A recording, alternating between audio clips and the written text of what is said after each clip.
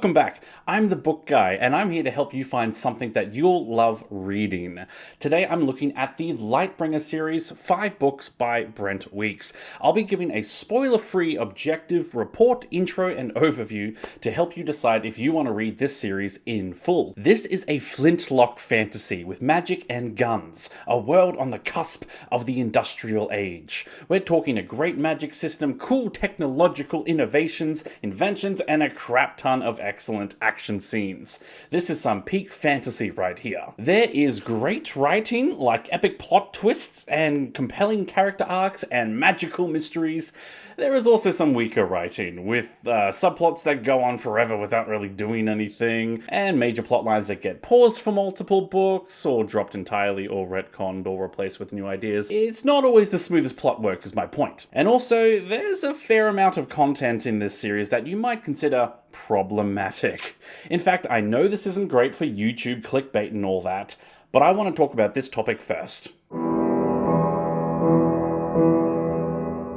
So why am I making a big deal out of this? What type of problematic stuff are we talking about here? Well, look, for example, there's a bit of casual sexism, lots of religious preaching at you, strong undertones of being pro-colonization, and even pro-slavery somehow, that sort of thing. Now, just to be clear, I am not demanding that we cancel Brent Weeks!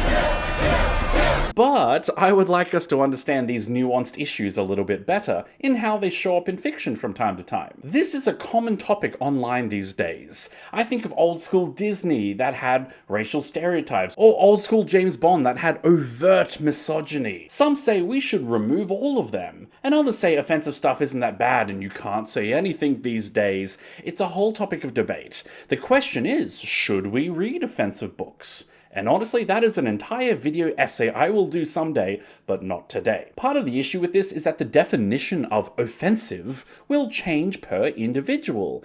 What offends me may not offend you. So trying to impose a universal standard to that can just lead to a lot of online arguing. It's impossible to please everyone. But I am still pitching this series today, and I'm still recommending it because I think you might like it. Why is that? Well, for one, this is my channel. I can do what I want. It's my decision. This isn't a democracy anymore. You've gone mad with power. My personal beliefs on this topic is that we should never ban books of any kind.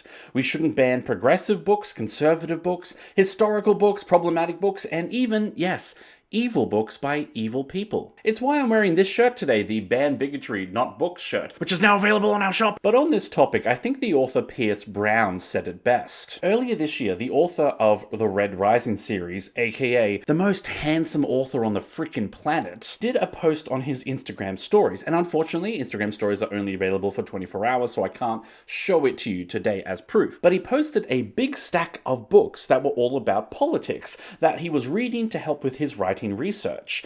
Curiously, one of those books was by the late Henry Kissinger, which many of you might know was a very divisive figure whose work contributed to many crimes against humanity. Kissinger's own biographer said that he had the blood of at least 3 million people on his hands. So some fans of Pierce Brown were very concerned when he said that he was reading Kissinger's book. Pierce did a follow-up post the next day to respond to a few of these comments, and he said something to the gist of, many people are letting me know about Henry Kissinger, and yes, I know the truth about him, but I'm still going to read his book. And then he summed it up so well with, how can we fight evil if we do not understand how it thinks? I love this.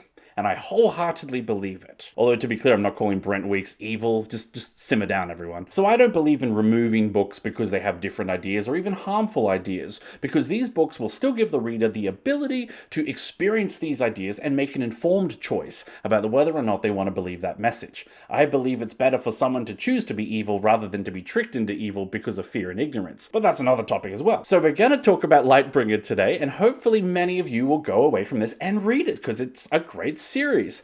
But if you say, I don't want to read the series because of the content, that's okay. And if you say, I do want to read the series because offensive stuff doesn't bother me, or I want to form an academic understanding of these issues, that's also great. But please don't try to excuse away all these problems and say dumb things like colonization is a myth and it was actually really good for the indigenous populations, then you've missed the point entirely. Alright, now I'll begin with the usual introduction critique of the series, and towards the end we will go through and deconstruct some of the more real-world issues that appear in this book and the problematic content. Hopefully this will all give you a very well-balanced, unbiased report about this series and help you decide if you want to read it.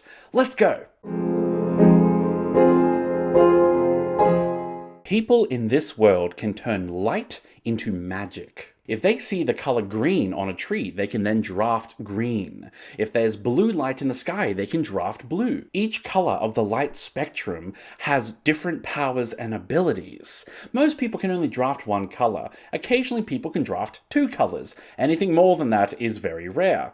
And then we have the prism, the one person who can draft all colors. The prism is the rarest of ranks, sort of like a chosen one. Once a generation, someone is born with all the colors, and it's a sign that they have been chosen by God himself to be the new prism. And the prism is not just a power level, it's a job title, sort of like a pope crossed with an emperor. Not quite a god emperor, but there is a religious factor. The prism rules over the 7 kingdoms. I mean, the 7 satrapies, yeah. Yeah, it's totally not Game of Thrones. Now, 16 years before the start of the series, there was a prism war. For the first time ever, 2 people had been born with the prism's abilities. The 2 brothers, Gavin and Dazen Guile.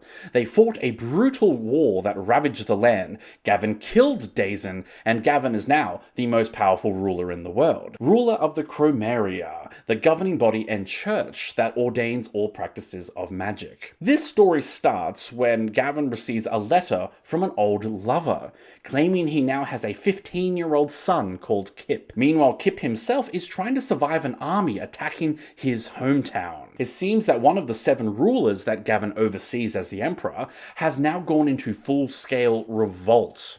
So Gavin and Kip, estranged father and son, are reluctantly brought together into this war and each have a part to play to save the Chromaria from a brutal uprising. There is a fair bit of detail to this world, so look at this map here. This world has one big sea in the middle and 7 countries that form a circle around it. In the long past, each country had one color that was theirs and defined them. So this was Red Country, where they drafted the color red and they worshipped the red god. And they had the red personalities and the red culture of passion, etc. These guys were blue and they had the blue god and they were all emotionless robots. That is until the original Lightbringer, Lucidonius, united them all. That's good. Through brutal conquest. That's bad. The Lightbringer united all 7 kingdoms under the rule of the Chromaria, which is half church, half government. They ended the worship of all other gods and implemented the worship of All-Holim, the one true god. Now, none of these countries are allowed to train their own magicians. All drafters, as they're called, have to come to the capital in Chromaria and learn the official training. And they have to pay ridiculous sums of money to do it. So some of you might be thinking, are the Chromaria the bad guys? Absolutely not. This story makes it very clear that the Chromaria are definitely the good guys, with just 1 or 2 minor internal problems, because no one's perfect. We'll come back to that. A major feature of this world is the Flintlock. So this is magic blended with a 16th to 17th century level of technology, including muskets, pistols, ships, and cannons. Kaboom. This is really cool when you start getting bullets made of green Luxon that fly extra far. There's a whole bunch of delightful interactions here between magic and technology in clever, innovative ways. This leads us to... So this is one of the best parts of the story and the biggest selling point. I'll give you a quick overview of the magic. That said, I have to keep a fair amount of it hidden today because there are a few magical surprises even as early as book 1. But the series does a great job of exploring this magic system in great detail in all of its clever mysteries, all the way through all 5 books. So big green tick, excellent magic system. So we have the 7 colors of light, or the rainbow if you prefer. The magicians of this world are called drafters. They draft light into a physical substance called Luxon. Each color does a different thing and has a corresponding emotion that affects the wielder. And again, we have monochromes who draft 1 color, bichromes who draft 2, and polychromes have more than 2. So these are the 7 colors colors we have sub-red, red, orange, yellow, green, blue, and super violet. You may notice there's no pink. Well, that is just another sign of the casual sexism we see all the... I'm joking. There's just no pink. Don't read into it. However, there is a big limit to your drafting. Every drafter can only draw so much power in their lifetime before their color consumes them. So you can literally see it in their eyes. If someone drafts green, the iris of their eye will slowly turn green over many years. One day, the iris will break and the whole eye will turn green. And that's the point called breaking the halo. This is when the drafter begins to lose their humanity and go insane and becoming a color white. Many color whites go on a killing rampage or become monsters. It's common practice for drafters to begin replacing body parts with Luxon, trying to turn themselves into their color. Well, it doesn't sound awesome. So even though drafters are really powerful, their power comes at a deadly restriction and a high cost. The only person who can draft an unlimited supply is the Prism. This is the one guy who can draft all 7 colors. Our Prism, Gavin Guile, has no limits on his magical power. There is, however, a limit on his rule. So every Prism rules for multiples of 7 years. So 7, 14, and 21. No one goes beyond 21. At some point they will die and a new Prism is born to take their place. No one really knows why it's a multiple of 7 or why some Prisms do 7 and others do 21. Most people believe it is the work of God himself, who assigns time to the Prism depending on how well they serve. Our current Prism, Gavin Guile, has been ruling for 15 years. It's a long time, but one way or another, this is his final term. So Kip Guile is our first protagonist. He's our boy from a small country town who's about to realize he has powerful magic and suddenly become important. Yes, that trope. The difference here is that Kip has had a ton of abuse beforehand. He's the unacknowledged bastard son of the Prism, and his mother is a drug addict who neglects and abuses him. He is extremely overweight and frequently bullied by other kids. Yet in a way, his hard childhood gives him the fortitude to rise to the occasion. Gavin Guile is our Prism, and holy crap, this guy is the ultimate Mary Sue. That's also kind of the point of his character. So Gavin is the most powerful magic wielder in the world by a huge margin. He's like Goku and everyone else is the Z Warriors.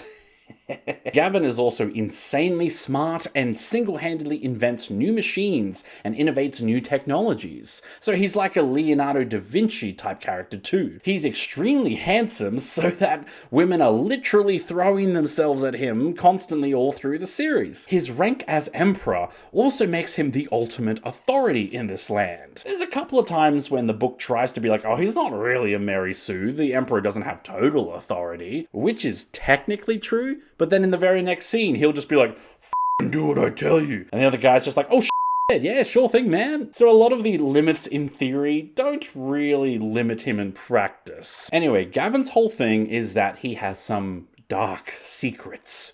That's why he looks like a Mary Sue, because he's not as perfect as he seems. There's a reason why book 1 is called The Black Prism. Karis White Oak is leading lady number 1, and I'm not gonna lie, she also gives off Mary Sue vibes, because she's the ultimate warrior, butt-kicker, girl boss who's super independent and fierce and a warrior and kind of like all the rest. But Karis does have a great story. So she was the love interest of both Guile brothers, Gavin and Dazen, and kinda unwillingly too. So in many ways, she's the reason 2 brothers fought a great war that destroyed half the world. Now Karis is infamous everywhere, and kind of the most hated woman who started the war and caused so much death and destruction. Sort of a throwback to Helen of Troy. Yet Karis never wanted that. She wants to serve in the Blackguard, which is the elite squad that protects the Prism. She works tirelessly as a top soldier, yet everywhere she goes, she has to hide her identity lest people try to kill her in revenge for being the world's most hated person. She still has a professional relationship with Gavin, her boss, but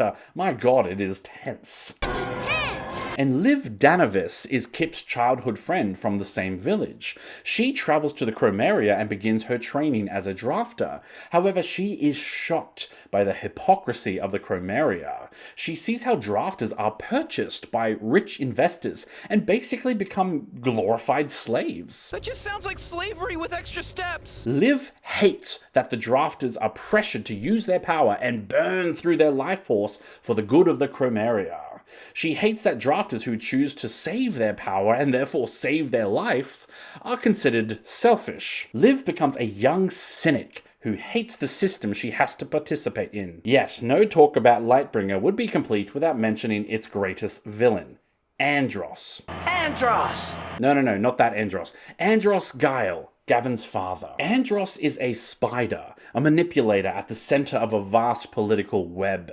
He knows everything that goes on in the whole Chromeria, and he has a hand in all of it. He is Gavin's greatest threat to ruling the Empire. Andros is a brilliant mind who is cunning and ruthless. Yet he's also an invalid. Andros's magic is almost used up, so now he's probably the oldest drafter left alive.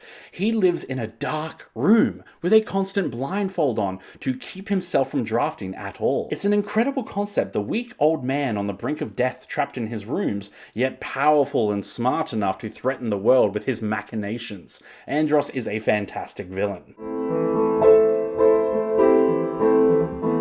So the main plot of the series is the Uprising. One of the lords in the outer satrapies has set himself up as King Garadul, and with his powerful ally, known only as the Color Prince, they have formed an army to overthrow the Chromeria and conquer the world. This army is full of Color Whites, drafters who have broken the halo and gone insane, so they are a powerful, perhaps unstoppable force. We also have the plot of Gavin as the Prism, trying to heal the wounds from the Prism War from 15 years earlier, trying to make amends for his actions, and trying to protect the throne from the large number of people trying to manipulate him to their cause. And maybe, just maybe, trying to make things right with Karis, the woman he loves. The third major plot is Kip, trying to heal from his childhood and find a new purpose as a drafter. His plotline is largely focused on learning how to use his magic, so this is where we learn a lot about the magic system in his plotline. We also get the sense that Kip, as the son of the Prism, might just be destined for great things. Well, that all sounds well and good, right? You feel excited to read this series now? Here's the thing, I try to keep these videos as spoiler-free as possible while also getting you interested in the books. It's a fine balance, but in this instance I have to give you a little bit more of a spoiler, more of a heads up. This series shifts halfway through, and it's not necessarily a smooth shift. So Lightbringer is Brent Weeks' second series, his first being the Night Angel trilogy about magical assassins. Lightbringer was going to be a trilogy too, except in writing book 3 he announced there was going to be a 4th book. And then in writing book 4, he announced there was going to be a 5th book. So what happened to draw out this series? Simple. A whole bunch of new plot lines that get introduced about halfway through. The biggest of which is an assassin plot line. So let me give you a greater overview of the wider series. Books 1 and 2 spend a lot of time on the front lines of the battle, so to speak. Lots of active magic, big, truly fantastic action scenes, very high stakes.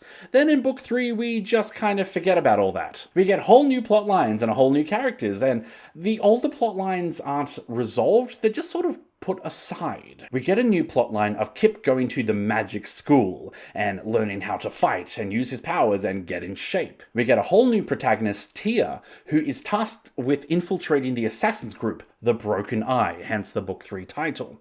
There's an ancient power and old magic surrounding a deck of cards. And there's new developments in Gavin's plotline, but that's a little too spoilery. So all of these plotlines are not inherently bad at all, but they do feel like a side quest. A distraction. We set up a huge uprising that's marching towards the capital to overthrow all of society. And then from book 3, the bad guys just kind of fade into the background and only exist as a looming threat that will wait around until the plot is ready for them. I wish I were kidding, but the bad guys literally just wait until book 5. Now, I'm not saying all this is necessarily bad writing. I just think that many of these plotlines should have been split into Trilogy 1 and Trilogy 2, especially the whole plotlines around the ancient powers and old gods and Abaddon. You know, that guy, if you read the series? Yeah. All of that could have easily been the lead plot in a new trilogy after this one. But obviously Brent Weeks figured this all out as he was writing it, and it just fell into a 5-book series. I get the sense he just added the ideas as he had them, and only in hindsight do we see how the series ends up being a little disjointed. Okay, that's far more information than I usually like to give about the later half of a series, but I really want you to know what you're getting in for. If the book doesn't match your expectations, it can be a letdown, and I want you to have your expectations in the right place. I personally was hugely disappointed the first time I read book 3 because of that massive shift, and it actually caused me to have a reading slump where I stopped reading for several months. But that book is the highest rated book in the series on Goodreads, so clearly it's a good thing, and I think we just need to be aware that a plot shift is coming at the halfway mark of the series. Because there are times when you want a story to do the new and the unexpected, and other times that's not so great. Okay, look, there are plot twists in this series, and I know, I feel like just saying that is a spoiler. But here's the thing, kind of every Brent Weeks book ever has one. It's just his writing style. It's clearly something he loves, but some twists are better than others. The plot twists in the early books of Lightbringer are fantastic. We are literally talking like Darth Vader level of quality plot twists. But as the series goes on, it starts feeling like the plot twists are shoved in there to hit a quota, and some of them are pretty damn flimsy. You're like, are you sure that wasn't foreshadowed very well? This becomes especially ridiculous in the final book, where a lot of the plot twists are revealed and then 2 seconds later are revealed to be a fake out, and it's done multiple times. It's a little bit like, oh, it's over here. Oh, now it's over here. Aha, what's going to happen? And it's like the writing is trying too hard to surprise the audience, and it ends up just kind of weird. It's a bit like Game of Thrones Season 8, where it's trying to outsmart everyone, and it ends up just disjointed. Remember, not every story needs a plot twist. Empire has a plot twist, but A New Hope and Jedi did not. And a twist alone does not make the story great. There's such thing as twists that ruin perfectly good stories. See what you think. The topic of plot twist has some highs and lows in this series. Now, you might have noticed already, but religion is a huge part of this story. Brent Weeks is quite open about his Christianity, and it makes up a big part of his writing. They say all writing is autobiographical, and there's an element of truth to that here. The Chromeria capital at its heart is a religious organization. What's the word for when a few clerics are in charge? Religious oligarchy. These guys are monotheistic, teaching the worship of one god and declaring all others false. The religion in this book is a thinly veiled version of Christianity, and honestly, it's not that thin of a veil. For one, the topic of God comes up nearly constantly. Almost any time two people are alone, one will randomly go, "Are you a believer?" and start a big debate about the existence of God. You'll also find that the characters who argue for God's existence are significantly better at debating than the ones who argue against. This series also quotes a lot of scripture. There's a bunch of Bible verses quoted almost verbatim throughout the series, just without that specific reference of, say, Ezekiel 23:20. These Bible verses are especially everywhere in the 5th book. An example would be this quote: "At the beginning there was him and nothing. Then God made light and saw that it was good." Clear reference to the opening verses of Genesis chapter 1. There are constant philosophical debates about the nature of God and man and the universe. Every second character or random citizen has profound, borderline preachy things to say. The topic comes up a lot. Finally, there is some debate about the religions that were suppressed by the Chromeria, the false religions around false gods, and how they will strive to take down and end the worship of the one true God, or Holland. Well, that might lead us very nicely to my least favorite topic. So why do I say that this series is problematic and may be offensive? Is it because it's got religious themes and this video is religious persecution? Let me list out a few of the things here. First, there's pretty widespread slavery. Now, slavery has existed all through history and still exists today. Sad fact, but because of population increase, there are actually more slaves today than at any other point in history. John 11:35, am I right? So including slavery in a fictional book is totally fine, but to frame slavery as not that bad is where it becomes problematic. So slavery is a common part of this world, sometimes it's framed as if it's a good thing. There are a few examples of it, but I'll pick one. Gavin Gyle has a personal slave, Maricia. She acts like a secretary slash personal assistant slash concubine. But Gavin thinks in the text that it's okay because he treats her really well and he's actually won her loyalty and she truly cares for him, maybe even loves him, so it's not that bad. Okay, but that's worse. I mean, you do get how that's worse, right? I think the text is trying to say that slavery exists, but Gavin is still a good guy because he's a nice slave owner? Either way, problematic. Next, there's a lot of fat phobia. Our protagonist Kip is overweight and his fat is a huge part of his internal self-shame. Now that alone is not exactly problematic, but there's a very uncomfortable scene in the first book. Kip meets an overweight woman around a campfire, and this woman is described with one line after another about how fat and gross she is. Every time she speaks or moves, there's a line describing the jiggling of weight or the blubber under her arms. And it's not just once or twice, it's literally every single time she does anything. In fact, the text even changes from the woman said, the woman did, to using nouns like the whale said and the whale did, even calling her the Leviathan at one point. It's an extremely uncomfortable scene. There's child abuse, and this is particularly uncomfortable because Kip is abused by his mother to extreme levels, clearly framed as a bad thing. But one time, Kip is talking sass to his father, Gavin, and so Gavin magically chokes him until he passes out. When Kip wakes up, he apologizes for his bad attitude, and Gavin graciously forgives him.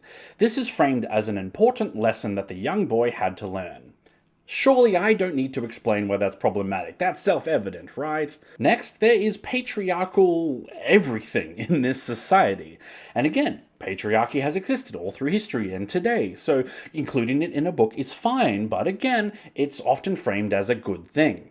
Men are always in positions of power and they act like cool, tough guys with no emotions. The characters who are women are very soft, kind helpers who are constantly aroused and throwing themselves at the men like a James Bond film. There are strong female characters like the fighter Karis and the religious leader, the White, but in such a patriarchal world they start to feel like tokens. Next, there's the religious jihad.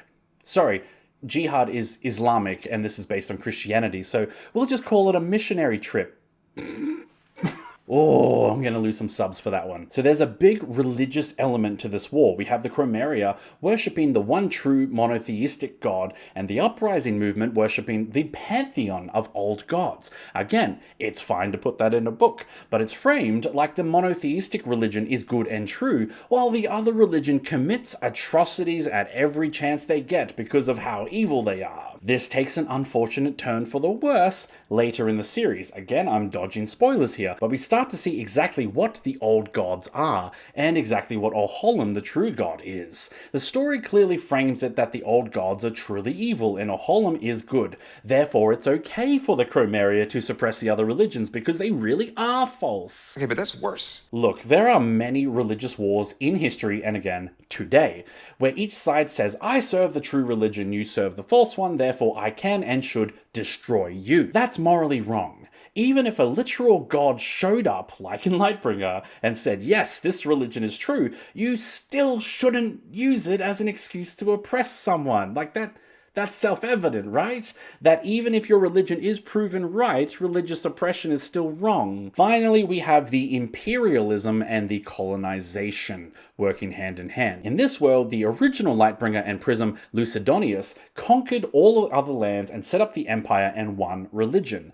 This is colonization and imperialism, subverting indigenous populations, removing their culture, forcing everyone to conform. As we know, this has happened many times through history, and let's face it, did immeasurable harm to the human race, but again, this book frames it like a good thing. Now, the book does try to show that there is some degree of blurred lines here. The protagonists live, in many ways, spends her time frustrated by the hypocrisies of the Chromeria, and the bad guy, the Colour Prince, has some good arguments as to why the seven satrapies deserve to be self-governed and free. Yet the series has the bad guys constantly committing the most extreme atrocities you can think of. Mass murders, a pyramid of human heads, and all the other worst crimes. So it's a bit like the book doesn't want to take any chances of you sympathizing with the non-Christians. When in reality, the Chromeria controls all drafters and denies all magic unless it's through themselves. But the drafters are practically put into debt in order to get that magical training they legally must, and then they spend all of their short lives trying to work off that debt. Doesn't sound great. Are we the baddies? This is especially disappointing to me because all throughout the series, it looks like it's building up to a very sophisticated, nuanced, philosophical point. That maybe both sides have their flaws. Maybe the Chromeria has room to grow. A bit like in Black Panther, where the hero ends up learning from the villain in the end, and takes their criticism on board and tries to improve things. But that doesn't really happen here. The story doubles down on the good guys being good and the bad guys being bad, instead of trying to offer any sort of compassionate understanding and meaningful truce between two historically opposed peoples. Okay, so now that that's all out in the open, I'll say again, you absolutely can still read these books and have a great time. I just hope you'll do it with an awareness of these issues. Just remember, these are important issues, and I encourage you not to dismiss them as woke politics. These represent important parts of human history that affect real people. Bit of an advanced content warning for this one, you might have picked up on already. Definitely more of a warning than a Brandon Sanderson novel, yet just short of a Game of Thrones novel. But only just. Plenty of violence, brutal war crimes, and acts of terrorism, with men, women, and children all seen as the victims. There's also some pretty graphic depictions of child abuse, trigger warning for that. There is some sexual violence, but it's not exactly sexual assault, it's kind of adjacent to that. It's a grey area, but it's still worth mentioning. There's depictions of extreme human hardship, people in desperate situations, and some graphic depictions of self-harm. And I want to give a specific example to that. So like a red drafter can only use their power if there's red around them, so sometimes they cut themselves to get a bit of blood out. But there are more extreme versions of that act. This one's subject to some debate. The ending is somewhat divisive among the fandom. I will say that the ending is great in that it actually wraps up all the plot lines, which is honestly very impressive considering how many plot lines existed by book 5. But the ending was also disappointing because there are several mysteries left unresolved. And I don't think it's unresolved so that he can come back to the Lightbringer world and write more. I think it's more like the mysteries were left open because that was the plot twist. So it's like, what's the answer? Boom, there is no answer. Haha, got you.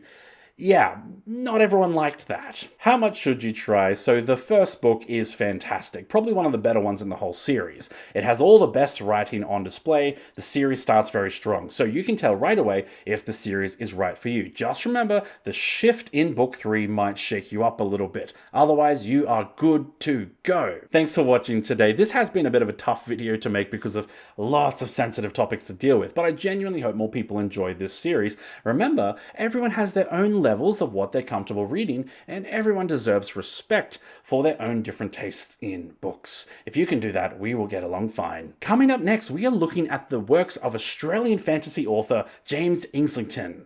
He did the Lycanius trilogy, and he's currently in the middle of the Hierarchy series, with book 1, The Will of the Many, available now. I'm actually not sure if I'm going to do 2 separate videos or just one big one. I might take a lesson from Brent Weeks and just start writing and see how big it gets. Hey! If you want to say thanks for the vid, please comment your thoughts and subscribe to the channel. I have a Patreon if you want to hang out with me and vote on my content. I also have a shop for whimsical, bookish, nerdy items like this shirt that you are sure to love. I am furiously working away at preparing my own 3 novels for a book launch this September, so I hope you'll stick around and support me for them. Thanks again for watching. I hope you are getting inspired to read and keep engaging with books, and I hope you enjoy a good book today. Bye!